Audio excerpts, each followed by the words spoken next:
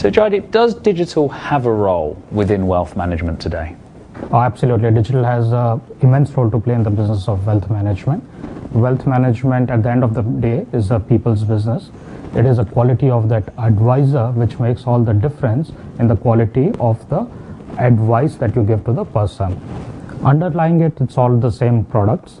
It is about how well do you understand that customer. It is about how well do you understand what is good for that particular customer.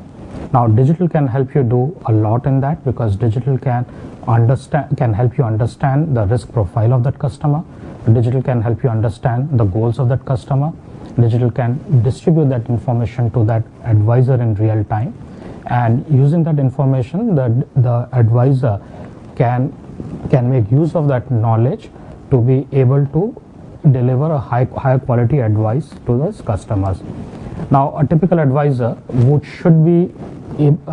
typical advisor should be able to do it if he has got one customer, two customers, three customers. But for him to have a reasonable span, he needs to know each one of his customers intimately, and therein digital can play a significant role. So some of these are very important gains, but they're incremental ones. How would you say digital has the real potential to transform the industry? If we look at the adjunct industries of wealth management, I think from therein we'll get some good pointers as to how digital can transform the wealth business. If you look at the payments business, digital in payments has created an entirely new industry of micropayments, an industry which never existed, and it couldn't exist before because the cost of those small payments was far too high for it to be remunerative or for it to be economically feasible for any bank. Digital helped create an entirely new markets, and we know what happened after that. You had the giants like PayPal which emerged. Similarly, if you look at the adjunct industry of lending, you have the peer-to-peer lending which has emerged, and that's transformed it. So if we continue in the same vein in the business of wealth management, I think there is a possibility of being able to move from macro investments to micro investments.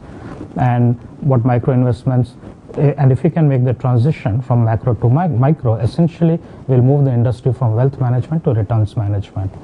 And truly that should be the purpose of wealth management, is to serve the people who aspire to be wealthy rather than to serve a small niche who are already wealthy. And digital definitely can play a very big role, because digital can drive the cost of serving these micro markets or the large number of people who are into the business of micro investments. So not all financial institutions take digital as seriously as others. What's the potential threat that faces those types of firms? So let's look at some of those adjunct industries and what happened to them, and the players who didn't adopt the digital or didn't go the digital way. Where did they end up being? Were they successful, or are they still existing, or are they still struggling? So let's look at, for instance, the travel industry. The travel industry has totally been transformed today. Today, you don't go to a travel agent. You have this.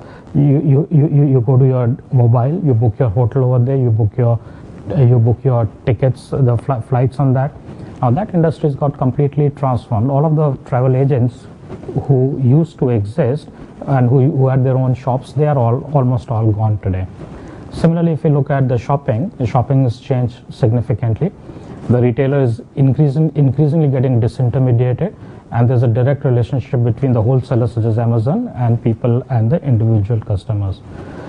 So I do believe that in the business of wealth management as well, if the financial institutions don't go digital, there's a very real possibility of an Uber-like model emerging, where a new player might emerge tomorrow, and that new player might aggregate a lot of the independent financial advisors and be able to offer services which a bank does today. And such if you were to call this an Uber wealth model, will probably have a significant advantage over what the banks do today or the financial institutions do today, because the biggest problem, as we said, with the wealth management is the quality of the people or the advisors, and if this new entity can tap into the independent financial advisors, its powers will get multiplied so much more. So when you envisage a digital toolkit, what should it look like? It could be an Uber Wealth, or it could be about enabling a relationship manager to have a better conversation. So at the end of the day, what we're looking at is how can a digital toolkit enable a better conversation, a better engagement with the end customer, and how can we provide a better advice. So such a toolkit should essentially be able to drive consistency and the quality of the advice, and be able to create scale, able to support scale, so that one relationship manager can support many more customers that he does today.